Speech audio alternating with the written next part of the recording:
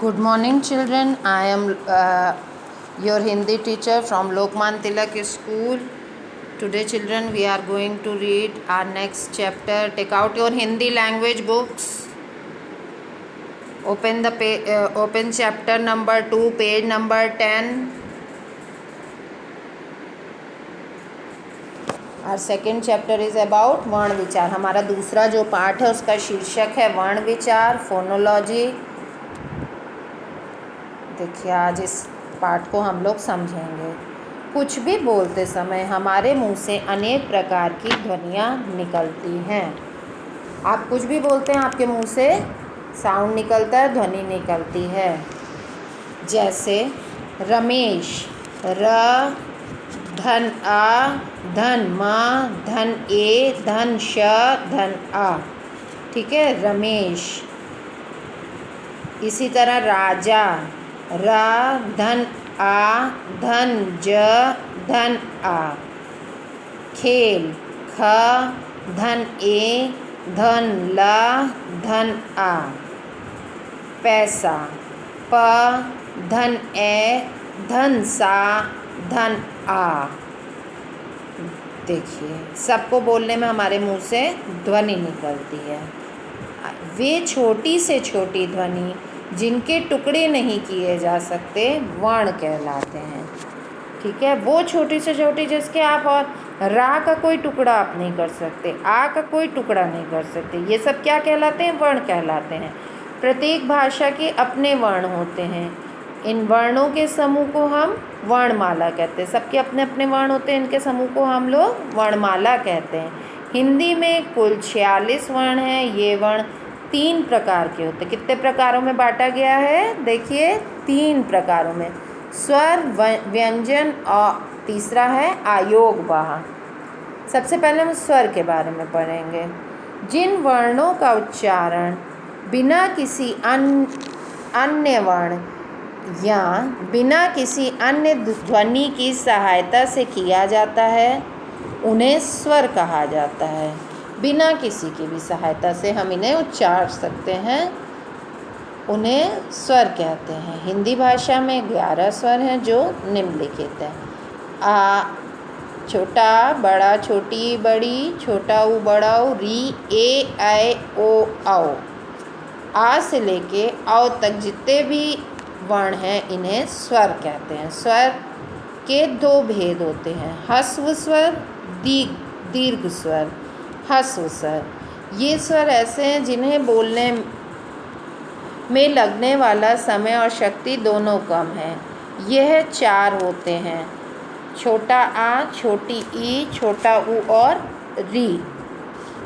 ठीक है, इन्हें कम समय में क्विकली आप इनको प्रोनाउंस कर सकते हैं. प्रोनाउंस जल्दी से आप इसको बोल सकते हैं. फिर आगे आइए.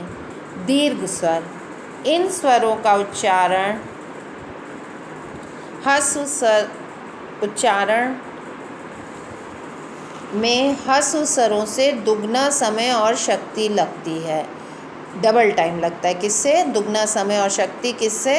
ह्रस्व स्वर से.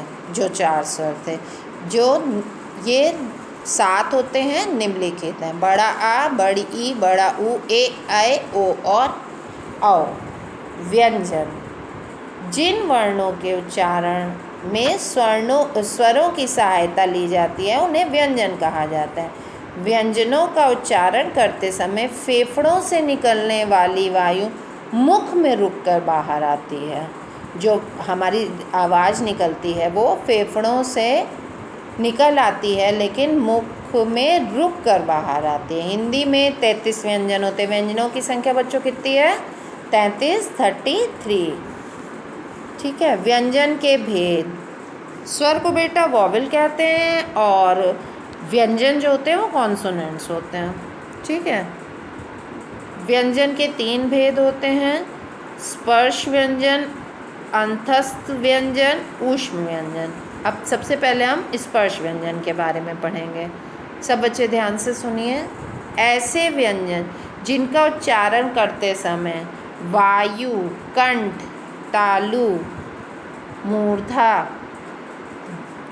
दांत अथवा ओठों का स्पर्श करके मुख से बाहर आती है तो उन व्यंजनों को स्पर्श व्यंजन कहते हैं।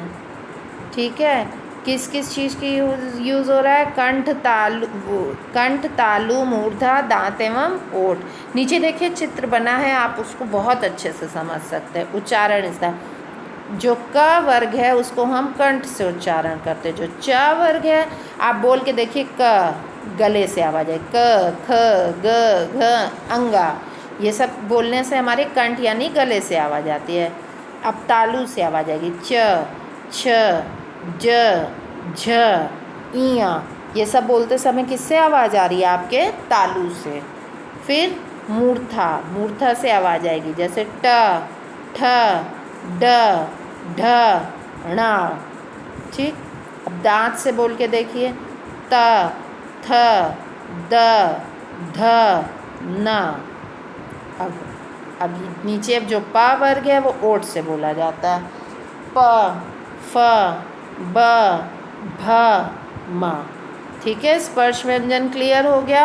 आप पिक्चर देखेंगे तो आपको एकदम क्लियर हो जाएगा, ये इन्होंने बनाया हुआ है, बुक में आपकी बना है।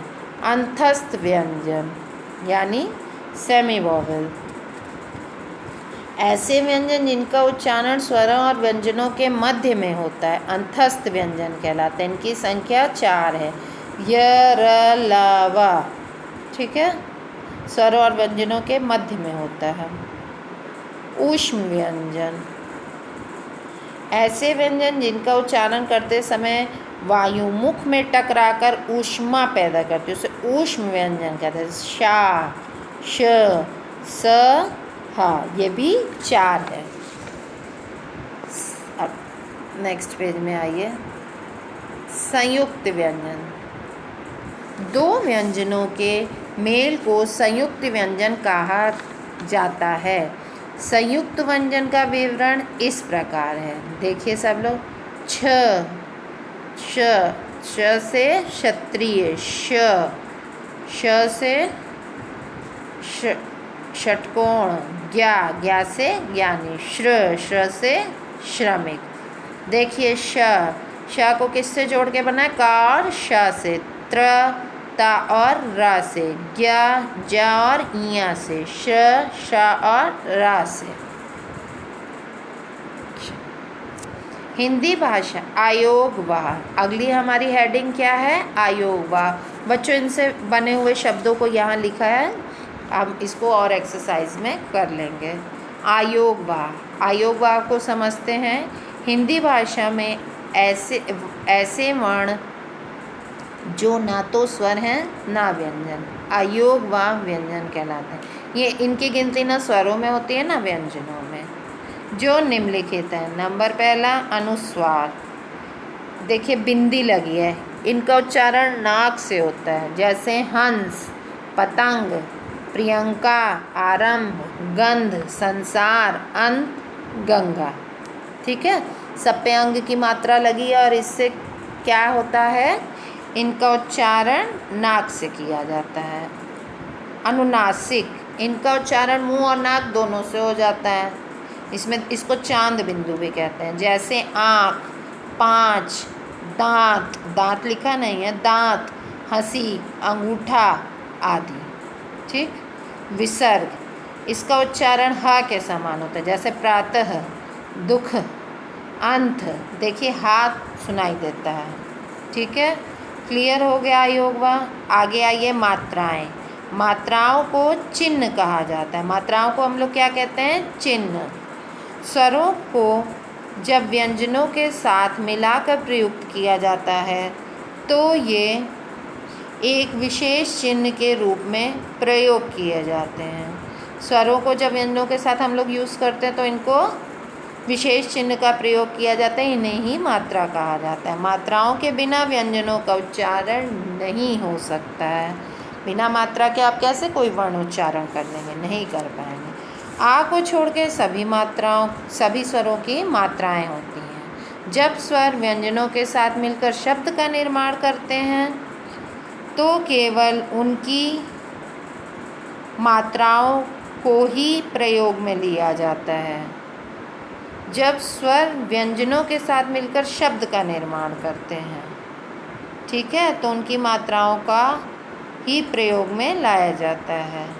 स्वरों की मात्राएं तथा उनके प्रयोग नीचे दिए गए हैं। देखिए, कोई शब्द बिना अ के पूरा नहीं होता। आ, ई, ऊ, देखिए सब मात्राएं दी गई हैं।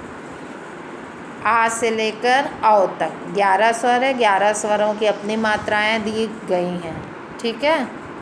आयोग वाह, आयोग वाह के चिन्ह और उनका प्रयोग देखिए। अनुस्वार की बिंदी होती है, अनुनासिक की चांद बिंदु, विसर्ग का 2 बिंदियाँ। वर्तनी, अनेक वर्णों के मेल को वर्तनी कहते हैं। जैसे तोता, त, धन, ओ, धन, ता, धन, आ। अनामिका, अ, धन, न, धन, आ, धन, म, धन, ई, धन, क, धन, आ। अनामिका। इसी तरह ताजमहल और टमाटर का भी इन्होंने विग्रह किया हुआ है, ठीक है। याद रखने योग्य बातें हैं, आइए इनको भी पढ़ लें, ध्यान रखने योग्य। वर्णों के समूह को वर्णमाला कहते हैं। वे छोटी छोटी ध्वनियाँ जिनके टुकड़े नहीं किए जा सकते उन्हें वर्ण कहते हैं। वर्ण 3 प्रकार के होते हैं, स्वर व्यंजन और अयोग। आ को छोड़कर सभी स्वरों की मात्राएं होती हैं। अनेक वर्णों के मेल को वर्तनी कहा जाता है। अनेक वर्ण देखिए ऊपर जहाँ सबसे लास्ट में आप पढ़ते हैं, उनके मेल को हम लोग क्या कहते हैं? वर्तनी। चलिए अब अपने अभ्यासकार में आ जाते हैं हम लोग। क्वेश्चन आंसर अभी आप लोग सब कॉपी में कर लीजिएगा। पहले एक्सरसाइज समझ लीजिए। रिक्त स्थान, प्रश्न नंबर 2, रिक्त स्थान की पूर्ति, ठीक है।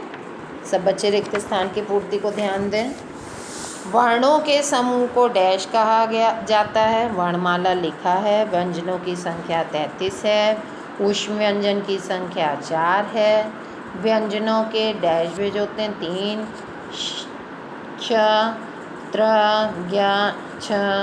संयुक्त व्यंजन है, 2 व्यंजनों वर्णों को मिलकर लिखा। वायु के मुंह से रगड़ खाने से जो ऊष्मा पैदा होती है उसे ऊष्म व्यंजन कहते हैं, ठीक है। अगला प्रश्न पढ़िए। निम्नलिखित स्वरों की मात्राएं लिखिए। देखिए स्वर दिए हुए हैं, आपको उनकी मात्राएं लिखनी है, मैंने लिख दी हैं। आप लोग चाहें तो इसको याद करके बिना देखे भी लिख सकते हैं। अब अगला प्रश्न पे आइए। निम्नलिखित व्यंजनों के 3-3 शब्द बनाइए। देखिए छ, क्षमा, क्षत्रिय, क्षमता, इसी से शुरू है। वैसे छत, वो कक्ष, कक्षा भी आपका हो सकता है, कई आपको आते होंगे लेकिन इधर लिख दिए गए।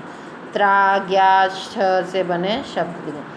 निम्नलिखित शब्दों की वर्तनी लिखिए। नीचे देखिए सब शब्दों की वर्तनी दी गई है। आप इसको ध्यान से समझ के अगर बुक में करेंगे तो ज़्यादा अच्छा है, ठीक है। अब बच्चों इसको जूम करके वीडियो को अपना क्वेश्चन आंसर आप उतार लीजिए हिंदी लैंग्वेज में, ठीक है। Okay children, good day.